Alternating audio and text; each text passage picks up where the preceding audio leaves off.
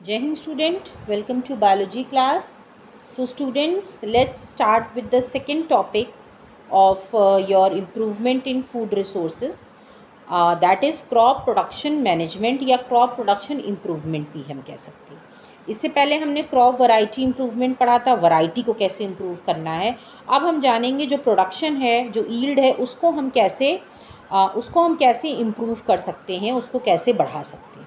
Okay, so the crop production management या improvement जो है दैट इंक्लूड्स 3 थिंग्स. सबसे पहली बात तो न्यूट्रिएंट्स मैनेज करना, ठीक है, प्रॉपर न्यूट्रिएंट्स मिले प्लांट को. दूसरा, इरिगेशन टाइम टू टाइम हो, water time to time plants को मिले.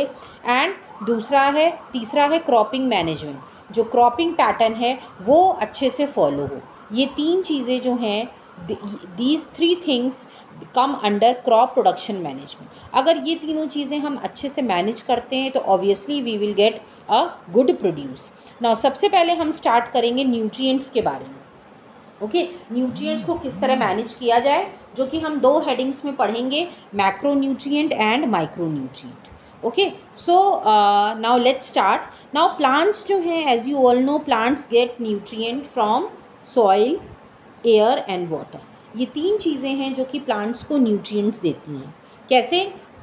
जो है एयर से बात करें तो जो भी ऑक्सीजन होती है, ऑक्सीजन चाहिए प्लांट को, वो मिलती है.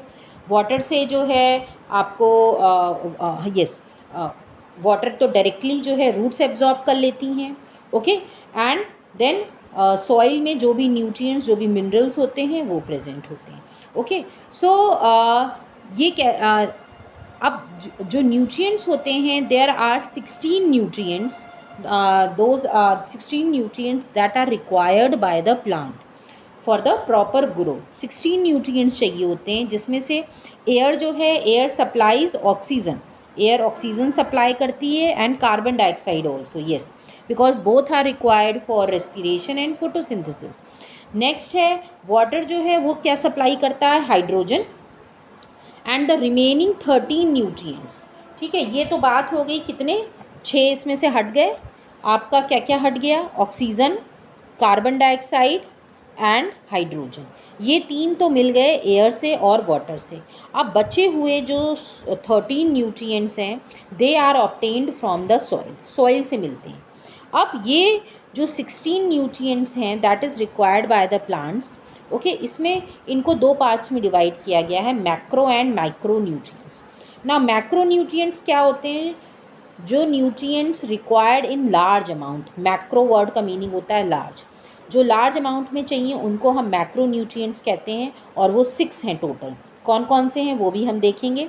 For example, nitrogen, phosphorus, potassium, calcium, magnesium, sulphur. ये याद रखना बहुत ज़रूरी है, क्योंकि ये MCQ में पूछा जाता है कि ये मैक्रो है कि ये माइक्रो है, तो आपको ये याद होना चाहिए.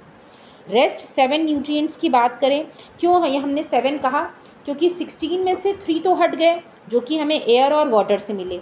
अब उन 13 में से 6 जो हैं लार्ज क्वांटिटी में यूज़ हुए, और जो 7 हैं they are used in small quantity. So इनको हम बोलते हैं माइक्रो न्यूट्रिएंट्स. ओके, ना सॉइल को न्यूट्रिएंट्स मिलते कैसे हैं. Okay, it can be in the form of manures और in the form of fertilizers. ये दोनों ही चीज़ें हैं जो कि सॉइल को न्यूट्रिएंट्स पहुंचाते हैं. ओके, सो माइक्रो न्यूट्रिएंट्स में कौन कौन से आते हैं, iron, magnesium, boron, zinc, copper, molybdenum and chlorine. So this is the list of micro nutrients. Now this is a chart, you can see.